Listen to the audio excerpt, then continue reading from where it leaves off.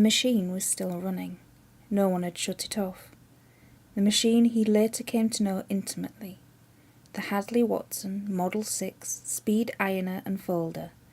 A long and clumsy name. The people who worked here in the steam and the wet had a better name for it. The Mangler. Hello and welcome to another one of our dives into the Stephen King universe. This time with a short story called, well, you might already guess from the opening, The Mangler. And that is a short story which first appeared in Cavalier magazine in December 1972 and was published in Night Shift, which you might guess from my videos I am reading or rereading for the umpteenth time at the minute. And of course this video will contain spoilers. You have been warned. So without further waffling from me, we'll get right into it. Now the story begins with Officer Hunton having to go to the Blue Ribbon Laundry because somebody has had an industrial accident there and he is there just to investigate.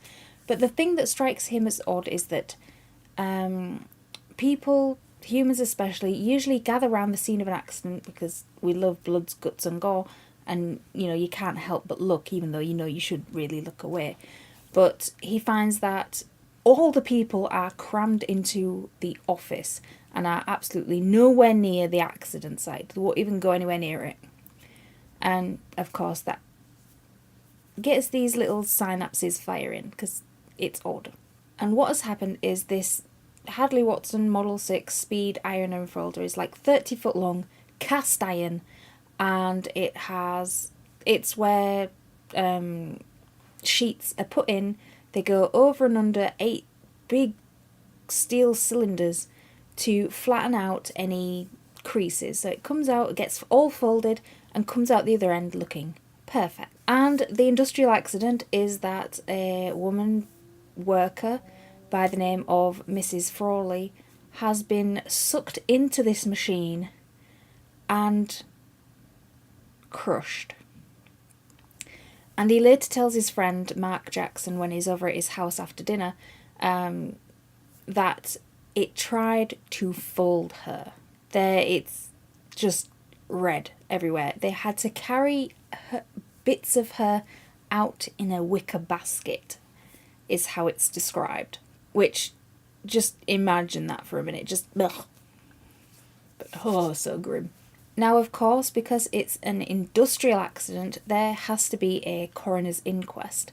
And the inquest finds that there is absolutely nothing wrong with the machine.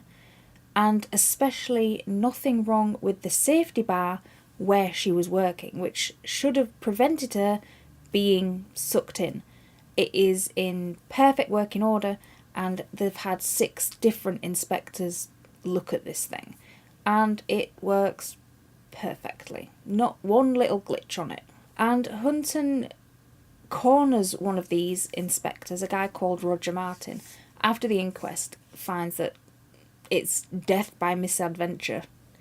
That's one hell of a misadventure. And he corners him and asks, how the hell have you come to this conclusion? She got sucked into this machine and you're saying that it's in perfect working order? And Roger gives him an explanation both on the books, which is they've found absolutely nothing wrong with it, it's in perfect working order, she must have tried to force her hand in there and got sucked in anyway.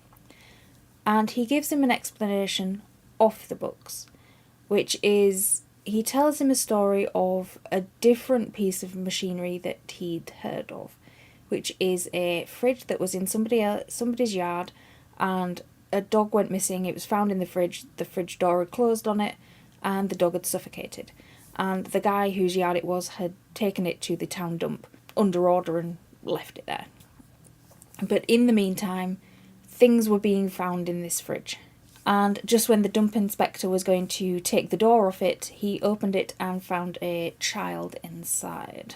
Just as he was opening the door and had his hand in the rim of it, the door closed on his hand.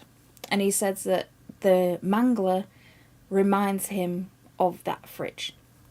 Which is a nice note because a few years on, when writing it, a fridge like that makes it into the story, and I think it has to do, if I remember rightly, that is where the character of Patrick Hockstetter meets his demise in this fridge in the dump. So that's a nice sort of connection. Most of King's works are sort of interconnected in some way, and so is this one, a lot more than that one that I've just pointed out there. But he tells him the story of this fridge and says that when they were inspecting it, if he had found even a speck of dust in the wrong place on it, he would have ordered it shut down. He says it's a spook. It's a uneasy. The machine gives off uneasy vibes. He really, really didn't like it. But of course you can't write that in a report, especially an inquest report, but you'd be laughed out of your work.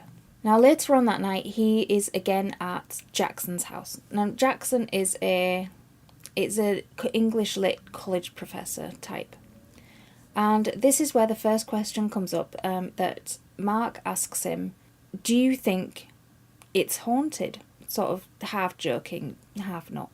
And he says, oh, well, you must not have heard that there's another something happened with that machine that day.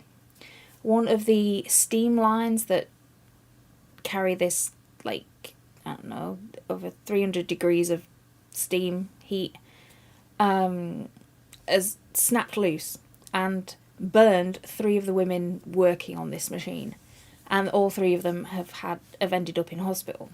Of course, Hunton, being a cop, has to, go to the hospital, and he asks one of them, Mrs. Gillian, he asks her unofficially about the Mangler. And she tells him the story that this machine was perfectly fine. None of this used to happen to it until, I think, a few weeks prior. There's a young lass called Sherry who was working on the machine, and she cut her finger on it, moving one of the clamps. And it was after this that things started to go wrong on it. Bolts started falling off, things started it began to have a weird vibe around it. And only the week after Sherry had cut herself and bled on it, that was when this woman had got pulled into the machine and mangled. And she says it's as if the machine had tasted blood and found it liked it. Don't women get funny ideas sometimes? I hate that. Now, a few days later, Hunton again meets with Jackson. They're very, very good friends. And he tells him this development of what she said in the hospital.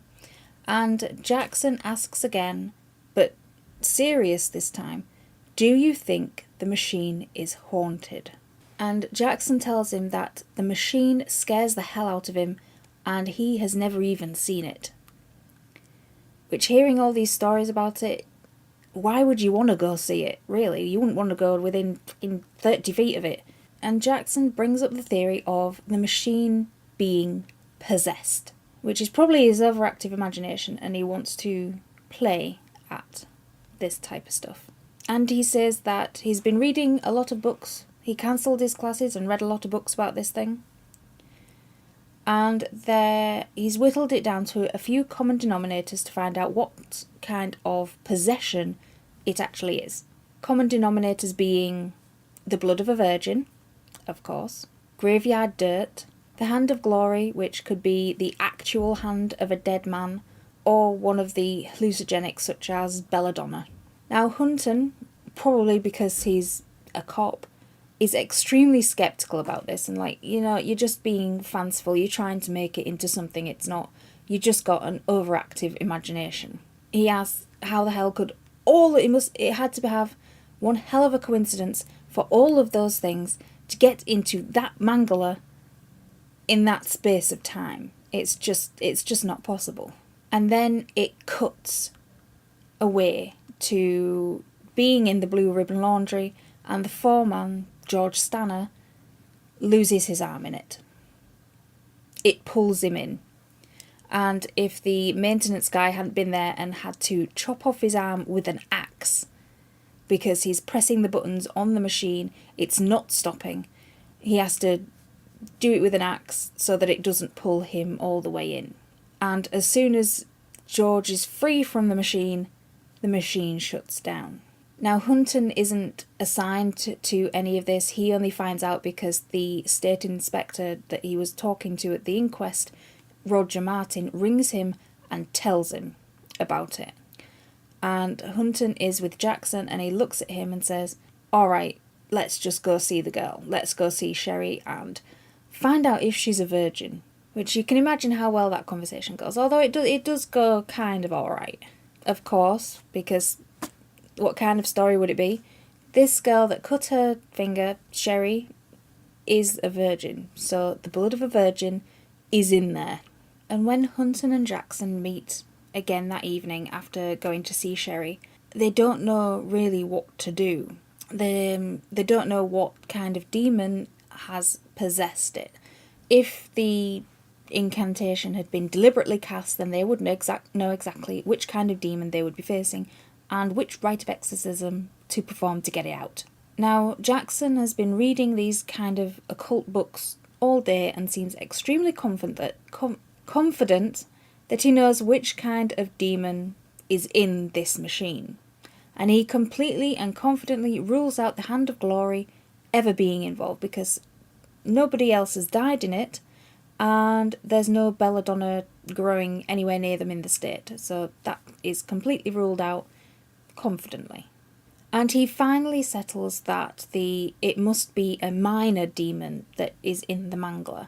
And they are relatively easy to get out. All you need is holy water and a Bible.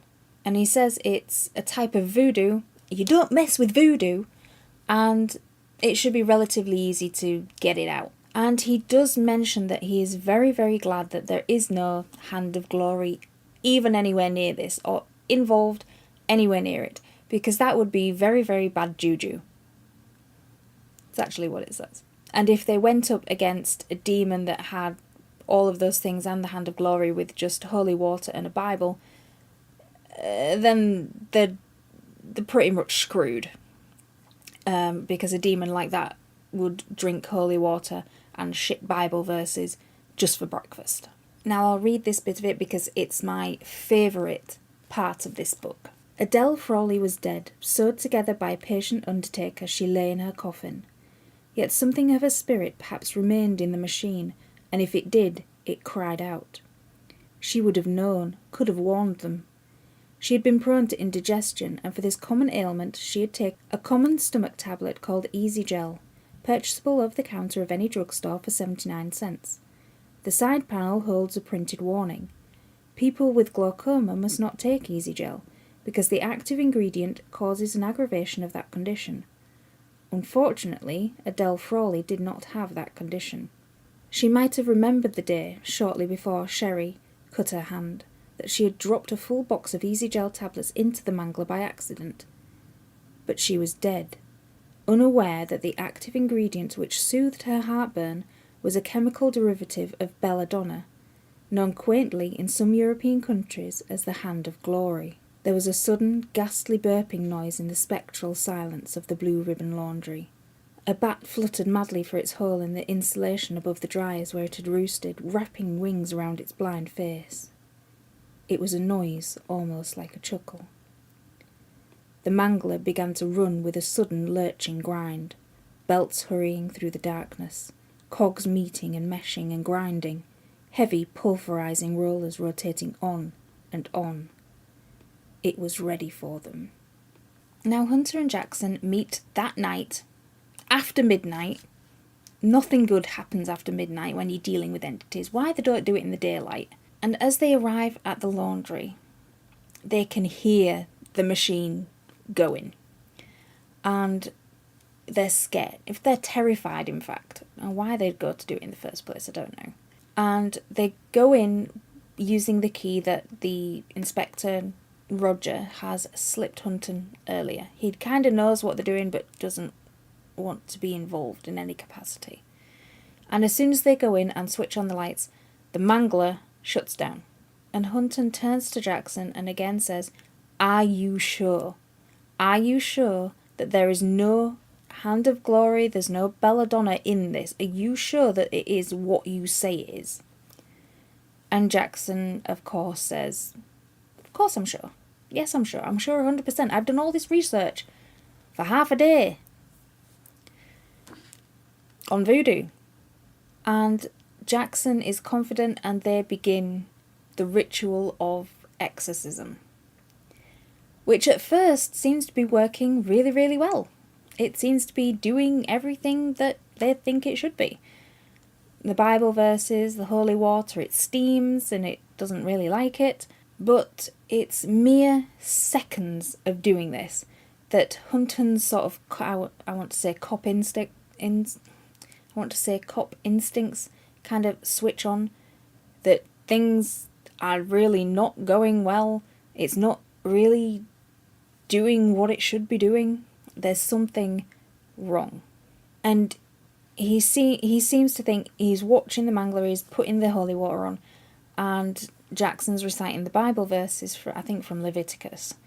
And he gets the impression that whatever entity is in the Mangler is playing with them. Much like a cat does when they've pounced on something and they're not really hungry. They sort of bat it about a bit, sort of act like they don't want it, then pounce on it again, and it's giving those sort of vibes. And it's when Hunton puts the wafer of the host onto the conveyor belt that everything goes to shit. And I'll read you what happens, because this is, again, one of my favourite bits. Jackson looked at the Mangler and screamed. It was trying to pull itself out of the concrete like a dinosaur trying to escape a tar pit, and it wasn't precisely an ironer anymore. It was still changing, melting. The 550-volt cable fell, spitting blue fire into the rollers, and was chewed away. For a moment, 2 fireballs glared at them like lambent eyes filled with great and cold hunger. Another fault line tore open. The Mangler leaned toward them, within an ace of being free in the concrete moorings that held it. It leered at them.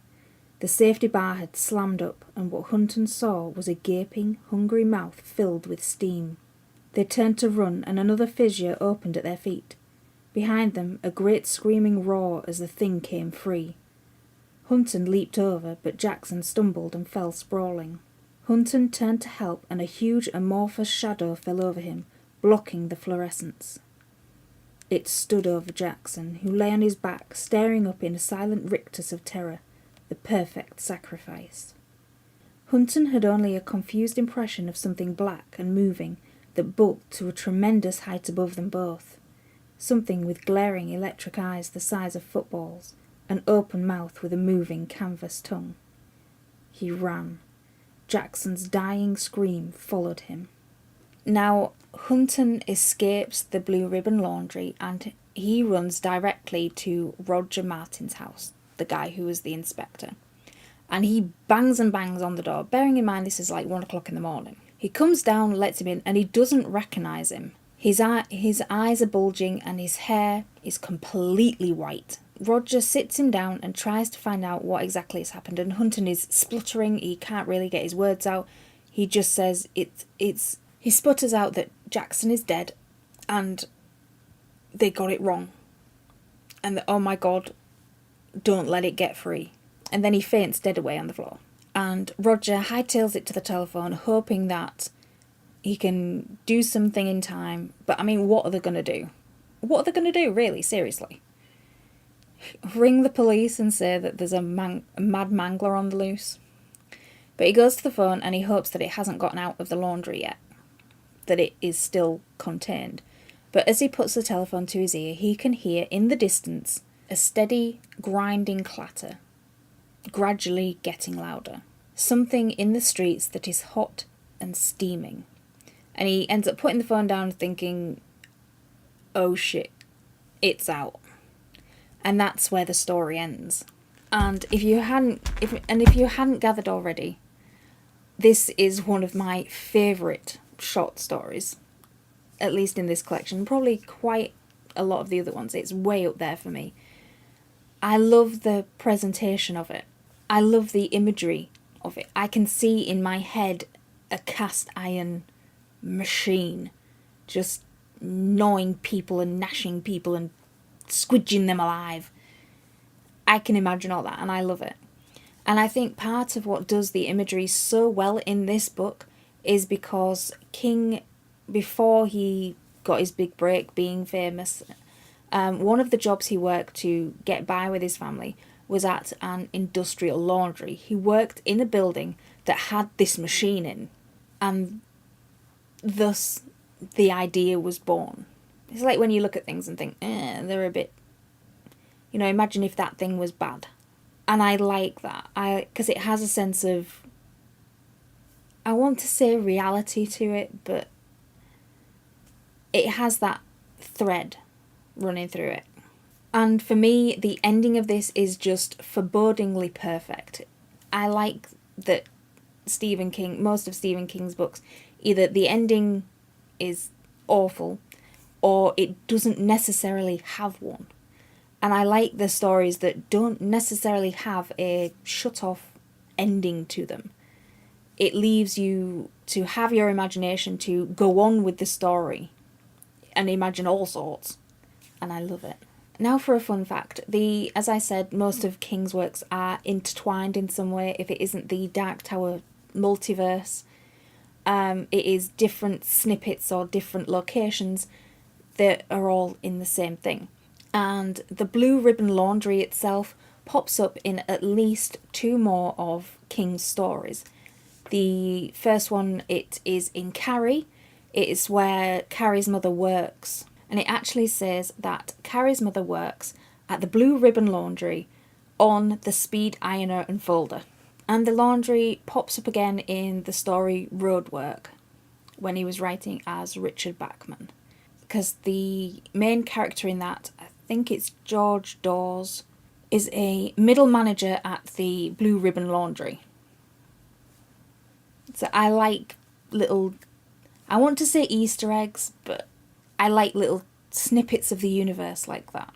And of course, this story, like many of King's stories, has been adapted for film.